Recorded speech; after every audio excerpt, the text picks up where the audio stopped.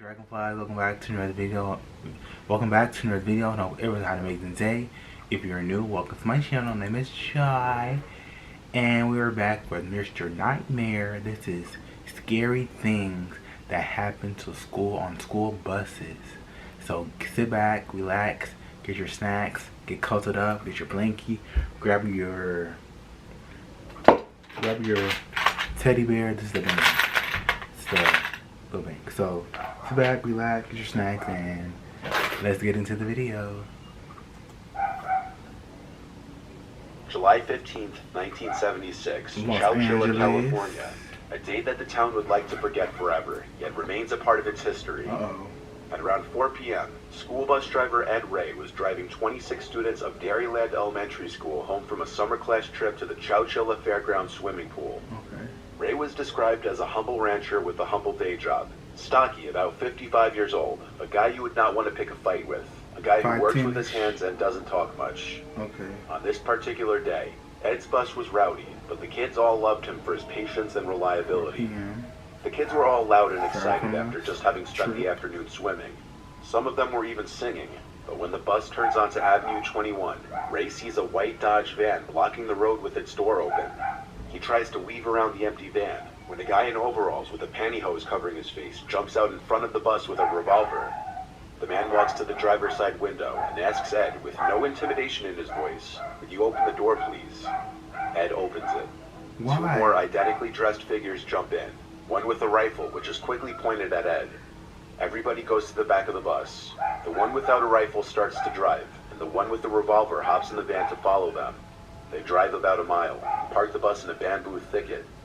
The entire ride was apparently so silent that it added to the pure horror of it. The bus was hidden near the Chowchilla River, and 12 kids were ushered into the white van that was following the bus.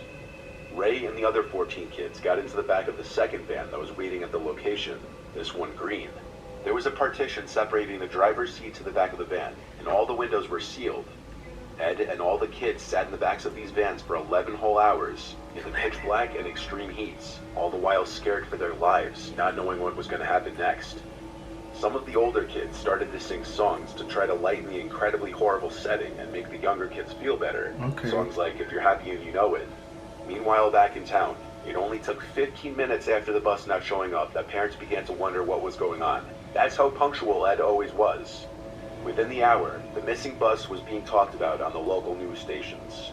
Parents helped police by tracing the route the bus usually took, and by that evening, they found the abandoned bus. Within hours, 30 FBI agents arrived on the scene, and an intense investigation was underway to find the kids and Ed. Late that night, the vans finally arrive at a rock quarry 100 miles away in Livermore, 3:30 in the morning, at which point Ed had been awake for 24 hours. The back doors of the van swing open and two guys are waiting. Ed is the first one out. He's handed a flashlight and then told to strip and then go down a hole with a ladder in it. Above ground, roll call is being taken for the children, and their names are written as they're made to leave the bus one by one. Then they're stripped and sent to join Ed down the ladder into what was referred to as the hole, which turned out to be an old moving van, which had been placed in a large dugout hole 12 feet underground. Ed immediately worried that the ceiling would cave in or that they'd suffocate. However, there were two air shafts, hoses that ran above ground to a tree. There were also some mattresses on the ground and a pathetic amount of necessities: Wonder Bread, peanut butter, potato chips, water jugs, and some holes carved for toilets. After all the kids were inside, one of the captors said, "We'll be back for you." Then a steel plate slid over the entrance and was weighted down by something. They of course begged to be let out, and many of the younger children screamed. Then they heard repeated thumps on top of the van. They couldn't see it, but their captors were shoveling dirt on top of the van, burying them alive. What? Panic ensued in the trailer when it was realized what was happening. Ed tried his best to keep everybody calm. Ed and Michael Marshall, the oldest kid in the group, who was 14, started to push at the lid to try and open it, but it was pointless. So by now, Ed instructed everyone to eat and get some rest. 12 hours later, the food was all already consumed, and the ventilation system that was keeping the van cool stopped working, and the hot July air started to fill the tight space. On top of that, the roof of the van started to cave in, and Ed knew time was very limited. The survivors, now adults, recount that around this time, as the walls and ceiling of the van were caving in and there was no food left, that they were starting to realize they wouldn't likely make it out of this alive. Ed and Michael started to pile up the mattresses in the trailer to get to the roof, which had been covered with a heavy sheet of metal and weighted down with two 100-pound industrial batteries. After hours of effort, Ray and Michael wedged the lid open with a piece of wood and moved the batteries. They then dug away the remainder of the debris blocking the entrance. 16 hours after they had entered the van, the group emerged and walked to the quarry's guard shack, where a security guard called the police. Ed and the children were brought to a nearby jail, where they were fed and interviewed by police. So the captors were three men: Frederick Newall Woods, James Schoenfeld, and his brother Richard. Frederick's family owned the quarry that the van was buried at. The three men were finding themselves in financial struggles, so they planned to hijack the bus and demand a $5 million ransom to release the group. What? The men would flee when they saw the group escaped, though, but they were found after a 2-week manhunt. They were found guilty and sentenced to life with the possibility of parole. Richard Schoenfeld was released in 2012, and James Schoenfeld was paroled on August 7, 2015. Frederick Woods was denied parole 15 times because he owned the quarry. However, in March of this year, he was granted parole as well. Rightfully so, people of Chowchilla and people around the world were sickened at the fact that the three men who committed this kind of monstrous act could ever roam the streets again. I know. If Michael and Ed hadn't stepped up and dug the group out of that van, they likely would not have survived. Ed Ray died at 91 in May 17th of 2012, but he is still to this day remembered as a hero. Rest in peace. Rest in paradise. What you just heard may perhaps be the most well-known near tragedy to happen to a school bus full of children. However, it's a big world, and there are unfortunately many other horrific events that don't end up on the news.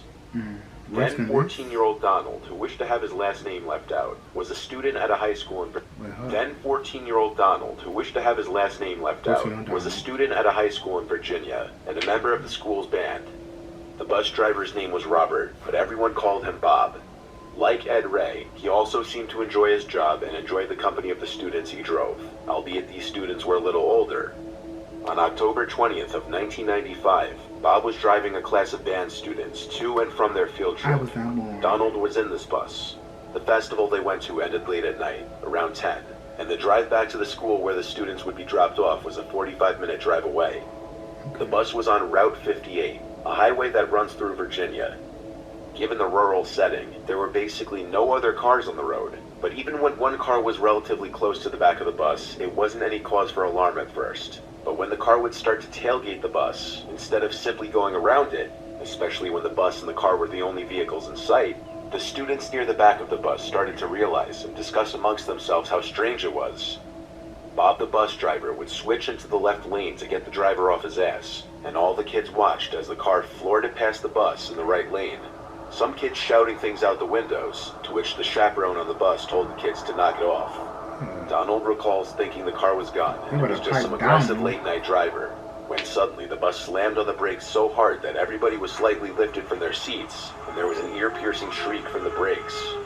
The bus came to a halt on the middle of the highway, and Bob told everyone to remain calm. The bus went into reverse for a few moments, then back in drive to another halt. Bob shouted at everybody on board the bus to keep quiet and don't panic. And hearing those words made Donald, along with his friends he was sitting with, and every other student on the bus whisper. And hearing those words, Bob shouted at everybody on board the bus to keep quiet and don't panic. And hearing those words made Donald, along with his friends he was sitting with, and every other student on the bus whisper amongst themselves nervously. There was shouting from outside the bus from multiple men's voices. Then the bus doors opened, and two men wearing black pullover masks armed with handguns came on board, yelling at everyone on the bus to shut up in response to a few students near the front screaming.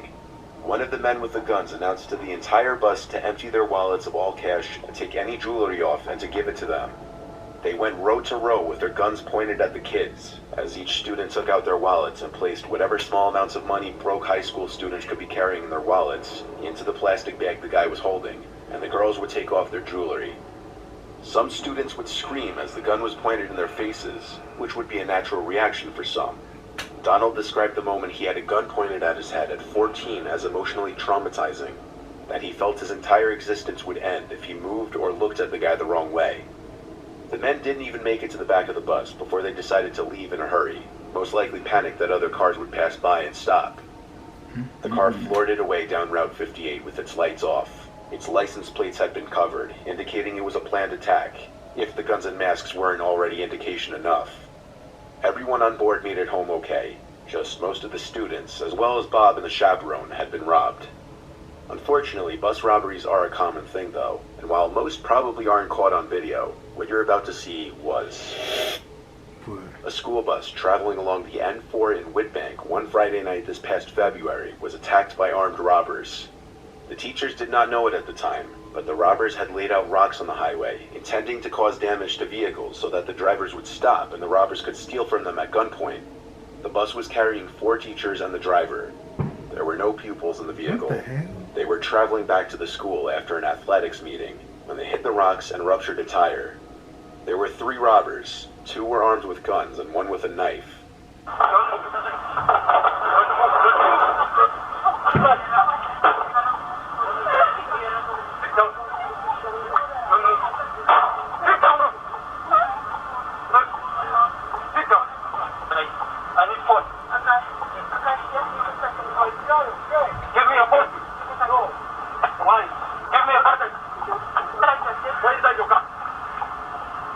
The assailants stole cell phones, cash, jewelry, and a smartwatch.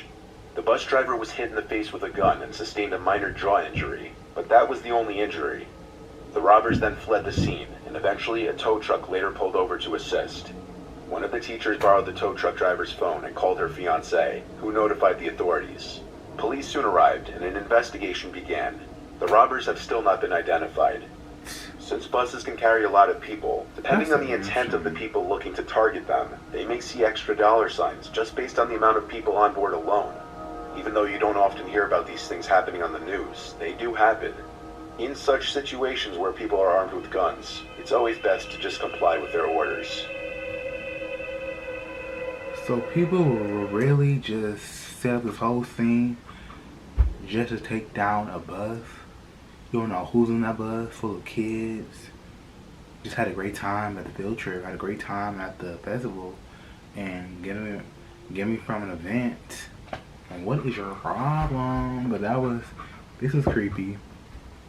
Yeah, so my best bet is just stay protected and just keep driving the bus no matter what.